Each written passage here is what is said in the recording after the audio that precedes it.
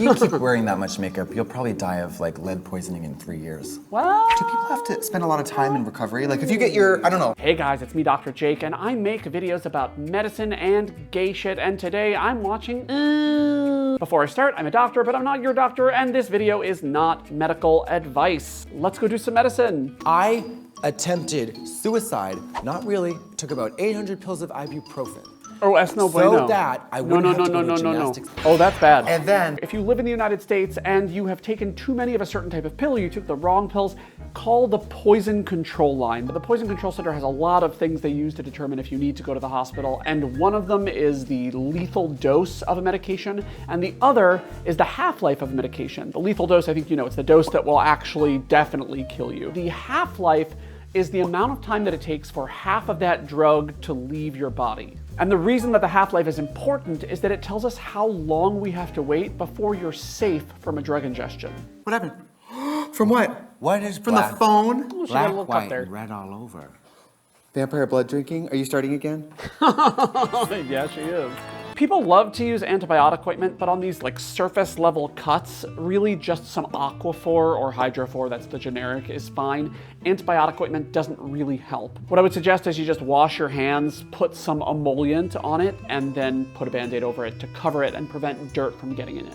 These guys, they are like... Are they fully Botoxed and fully... Well, their skin is so Facelifted. snatched that it looks like a plastic pulled tight. Yeah, that's So their skin is like too shiny, and then they get on that like HGH, so they become like a low-key bobblehead because their head just gets bigger. Add back knee and I'm on board. Bad news. What if you could do that? So HGH is human growth hormone, and it has been used as a performance enhancer because it helps you build lean muscle. Some of the research suggests that there's an increased risk of cancer, prostate cancer, and just general cancer. It can cause breast growth. It can cause a lot of other nasty side effects. So unless you have a deficiency, please don't take that. If you keep wearing that much makeup, you'll probably die of like lead poisoning in 3 years. What? Do people have to spend a lot of time in recovery? Like if you get your, I don't know. So you won't get lead poisoning from makeup now. Makeup is made from pretty safe stuff, and unfortunately there's this whole thing about animal testing that I'm pretty angry about. But anyway, King George IV, no, the third died from arsenic poisoning. The arsenic was thought to either come from his makeup or doses of this thing called emetic tartar. I prefer the makeup theory. There used to be arsenic in makeup because it made your skin more pale, and skin pallor was thought of as a sign of wealth. If you're enjoying this video so far, please hit that like button. It helps out with the algorithm a lot. Thank you so much. Do people have to spend a lot of time in recovery? Like if you get your, I don't know, an eye lift, how long do you have to? Oh, because you Recovery look is horrifying before you start to... Recovery from any surgery is bad, but with plastic surgery, the problem is that you're going from a face that has no inflammation, or at least like a minimal amount of inflammation, to a face that's been cut open and has to heal. And so around day 3 or 4, your face starts to get worse after surgery because your body says, hey, you just got it cut open, and starts to send in all of the immune cells and starts to cause things to swell up. So the full recovery, you know, can take months, but it's worse around days 3 to 7, maybe 3 to 14. Basically what your life process ends. You go from living to not living. What do you think happens afterward? I think that the only thing that really matters that happens when you die is that your body decomposes and turns into a maggoty, festering casserole and shit. We don't really do that. You know what I think about? This is one of the reasons that I think embalming is so gross. You're basically replacing all of the body's fluids with fluids that don't decompose, or at least decompose a lot less quickly. I mean, it's a pretty cool process, but it's definitely unnatural, which is why it makes me laugh when people who get their relatives embalmed don't want to eat GMOs. You know what I wish would happen though? I wish this would happen so bad. I wish that I would be laid on the slab for third-year medical students, and then they would make a long incision on my torso, and then a smaller version of an adult me would just get out of the body and walk away.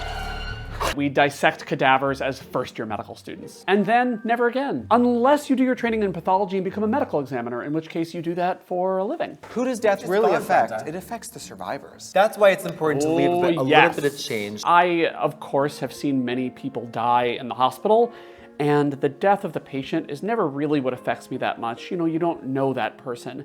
What really affects me is seeing how the family of a patient reacts to death. That is what has made me sob, has made me just miserable for days, because when you fail a family that's just hoping that you'll be able to save their grandmother or their child, I mean, it feels terrible. The people who experience the emotional turmoil of death are not the people who are dying. It's the people who are left behind.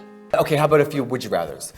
Would you rather be classic, burned in a fire or drowned in the ocean? Oh my God. Drowned. That's a classic question Drowned. to ask. I said drowned, but I don't know. I think I would still pick drowned because after 1 to 2 minutes of suffocating, which is an incredibly uncomfortable thing to have happen to you, you become unconscious and you die unconscious. But the feeling of being burned and to die in that state, although with severe burns, it's kind of interesting because all of your nerves actually get destroyed by the fire. So eventually you don't feel anything. But the initial pain of being burned is terrible. Okay, but I guess if you inhale enough smoke, you'll become unconscious and then you won't know that you're dying. You know, I don't know. Okay, I abstain. I don't know which one I dislike less. Honey, my ex-boyfriend had parasites. Okay. Worms. Yeah, he had worms. Can people get worms? Absolutely they can, but you know what's more interesting they than that? can. But- My favorite parasite is pinworms, which are spread through fecal matter. So you'll have a kid who scratches their butt because it's itchy. They're adaptive like that. They make you scratch your butt, and then they touch another kid and they spread the pinworm to the other person. But my favorite thing is the Scotch tape test, which you use to detect pinworms. Basically, you put some Scotch tape on the person's butthole, and then in the morning after they sleep, because these worms are active at night, they'll have worms stuck on that tape that's on their butthole. Cram in as many years of marital bliss as we can. No, people marry young because eggs they're on a biological clock. Girl, you're gonna have your period for longer than you like it. If you're a vaginated person, we've actually found recently that you don't have to have periods at all. It is perfectly fine. It does not put you at risk for any significant diseases. We have birth control pills now that you can just keep taking so you never have a period. You can get a Mirena IUD, which makes it so you don't have a period. You can get Depo, which makes it so you don't have to have a period. Periods are nasty, and I wish that nobody had to deal with them. People can get pregnant whenever they want. People can get pregnant no matter what age they are. I'm not gonna entertain the idea This is true. that people have a hard time getting pregnant. That's great. I love that. The age for a woman to be considered of advanced maternal age, I think is like 35 now. It keeps changing. I don't know. They keep saying that younger is older, and I don't really understand it. The coolest thing is that there are now uterus transplants, and they are starting to think about how they can do uterus transplants for trans women. And there's also a possibility, just hypothetically, that a trans woman could carry her own child to term, because some trans women actually have their sperm frozen before they have bottom surgery, which is kind of cool. Medicine is amazing. If you can't get pregnant, Don't get maybe pregnant. you're just not having sex correctly or something. You pull it out your ass. What are people doing? I have a story about that. I don't want to laugh at actual infertility because that sucks and it makes many people feel terrible. However, in medical school in my OB/GYN rotation, I did see a patient who had been having trouble conceiving, and I asked her, "Oh wow, how long have you been trying? And when did you stop using protection?" And she said, "Oh no, we've been having sex with condoms every single time and I don't really know why it's not working." I didn't laugh in this couple's face because that would have been impolite, but I wanted to. Thank you so much for watching, and I will see you in the next one. Bye-bye.